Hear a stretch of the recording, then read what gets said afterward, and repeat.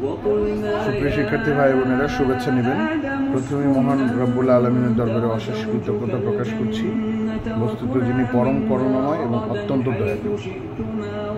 Common mistakes in ইংলিশের 25তম পর্বে সবাইকে স্বাগত জানাচ্ছি। আজকে আমরা খুবই কমন একটা বিষয় নিয়ে কথা বলবো, কিন্তু কমন হলেও অনেকেই ভুল করে থাকেন শুধু সচেতনতার অভাবে।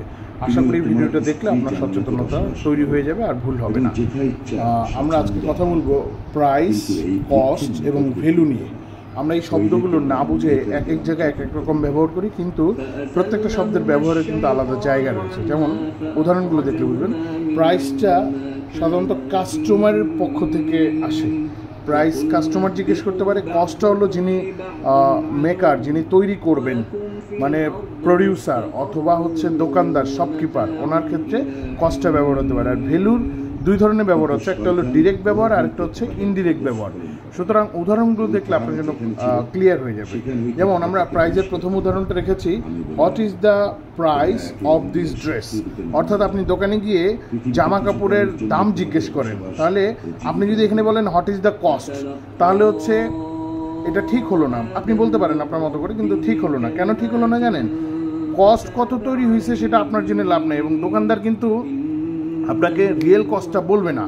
যদি অনেক দোকানদার বলে আপনার জন্যই এটা এই দাম, এইটা লাভ হয় না, একদম মানে নিম্ন দামে দিয়ে দিচ্ছি, অথবা অনেকে বলে আজকে সারাদিন বিক্রি করি নাই, একদম যা তৈরি মানে খরচ হয়েছে তাতেই দিয়ে দিচ্ছি, এগুলো অল আর বোগাস কথাবার্তা, ঠিক আছে?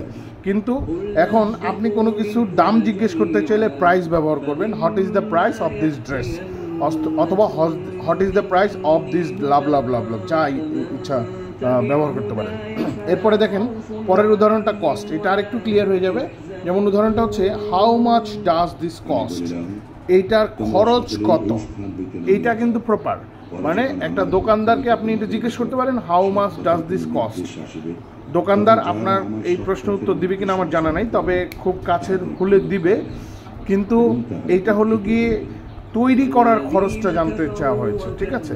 এরপরে ভ্যালু আমরা যেটা বলেছিলাম, একটা ডিরেক্ট ভ্যালু আছে আর একটা ইনডিরেক্ট ভ্যালু আছে, মানে মূল্য আছে। তো হচ্ছে এটা মানে একটা দেখতে পাবেন আর একটা দেখতে পাবেন না। আমরা একটু উদাহরণগুলো দেখলে আপনি ক্লিয়ার হবেন। যেমন প্রথম উদাহরণটা হলো the value of milk the value of milk as a food. আবার বলছি, the value of milk as a food, মানে খাদ্যের মধ্যে দুধের মূল্যায়নটা আপনি কীভাবে করবেন, খাদ্য হিসেবে দুধের মূল্যায়নটা কীভাবে করবেন। এখন দুধে প্রোটিনের পরিমাণ কতটুকু আছে, কি আছে না আছে, অনেকের জানা আছে অনেকের জানা নাই, কিন্তু সবাই এটা বোঝে খাদ্য হিসেবে দুধের মান কিন্তু অনেক ভালো একটা জায়গায় রয়েছে।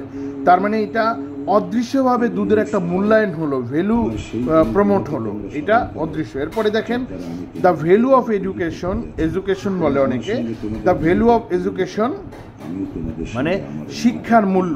আমরা তো বলি education is the backbone of a nation, কিন্তু আমরা বলি যে শিক্ষা হলো জাতির মেরুদণ্ড, কিন্তু এটা তো দেখতে পাওয়া যায় না, কিন্তু এটা অদৃশ্য। এরপরে যদি বলি ফেস ভ্যালু, যেমন মানে হচ্ছে সেলিব্রিটি যারা আছে তাদের একটা ফেস ভ্যালু আছে। সো হচ্ছে কি এগুলো কিন্তু দেখা যায় না, কিন্তু এটা অদৃশ্য রয়েছে। আশা করি প্রাইস, কস্ট, ভ্যালুর ব্যবহারগুলো আপনারা বুঝতে পারছেন। এরপরে আমি দুইটা ইমেজ দিচ্ছি, শুরুতে এবং শেষে ইমেজ দুইটা দেখলে আপনি বুঝতে পারবেন।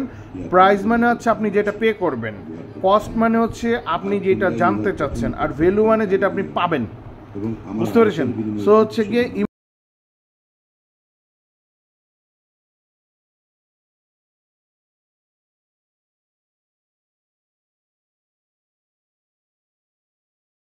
ইমেজ দুইটা দেখলে আরো ক্লিয়ার হবে। ধন্যবাদ সকলকে। আসসালামু আলাইকুম।